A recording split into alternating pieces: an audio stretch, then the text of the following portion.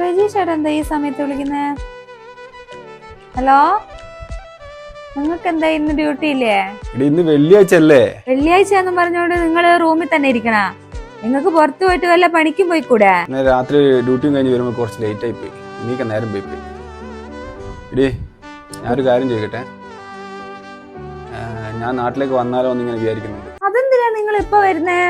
നമ്മൾ വീട് വെച്ചതിന്റെ കട ഒന്ന് മാറി വരുന്നുള്ളൂ. അതുമല്ല, നിങ്ങളിപ്പോ പോയിട്ട് 4 കൊല്ലം ആവുന്നല്ലേ ഉള്ളൂ, അപ്പത്തേക്ക് ഇങ്ങോട്ട് വരണ? അത് മാത്രല്ല, ഇപ്പൊ എന്റെ ആങ്ങളെന്റെ കല്യാണാന്ന് നിങ്ങൾക്ക് അറിഞ്ഞൂടെ? അതിന് പൈസ കൊടുക്കണമെന്ന് അറിഞ്ഞൂടെ? എന്റെ ചേച്ചി കൊടുക്കുന്നതിലും ഒരു കുറച്ച് കൂടുതൽ എനിക്ക് കൊടുക്കണ്ടേ? അല്ലെ എനിക്ക് മോശക്കേടാ. അതുമല്ല, നാട്ടുകാരുടെ മുന്നിലല്ല ഏറ്റവും കൂടുതൽ പൈസ ഞാനാ കൊടുക്കണ്ടേ? ഗൾഫുകാരന്റെ ഭാര്യയാന്നും പറഞ്ഞിട്ട് എല്ലാരേക്കാളും കുറഞ്ഞ പൈസ കൊടുക്കാനാ? നിങ്ങളിപ്പോ ഒന്നും വരണ്ടേ? നിങ്ങള് അവന് കൊടുക്കാനുള്ള പൈസയും എല്ലാം സെറ്റ് ആക്കിട്ടേ വരാവൂ. ആ കാര്യം എന്നോട് മറന്നു നോക്കി. മക്കളെല്ലാം ഒന്ന് കാണാന്ന് വെച്ചിട്ട് ഉള്ളൊരു പൂതി കൊണ്ട് ഞാൻ ചോദിച്ചതാ. അല്ലേ നിങ്ങൾക്ക് എന്ത് കാര്യം ഓർമ്മയുള്ള? ഈ വീട്ടിലേക്കുള്ള സാധനങ്ങൾ മൊത്തം ഞാൻ EMI ആയിട്ട് മേടിച്ചു വെച്ചേക്കാന്ന് നിങ്ങളോട് ഞാൻ പറഞ്ഞിട്ടില്ലേ? നിങ്ങൾ ഇവിടെ വന്ന് നിന്ന് ഇതെല്ലാം ആരാ അടയ്ക്കുവാ? ആ ശരി ശരി, ഞാൻ വരുന്നില്ല, നീ നിർത്ത്.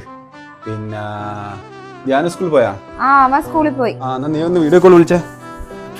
ഇപ്പൊ വീഡിയോ കോൾ ഒന്നും വിളിക്കാൻ പറ്റൂലേ? ഞാൻ തുണിയല്ല മടക്കുക, തിരക്കാ.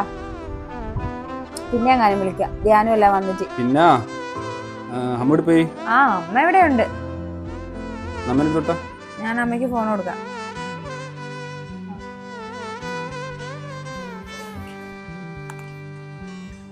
അമ്മയ്ക്ക് കൊടുക്കുന്നുണ്ടേ ഫോണ്.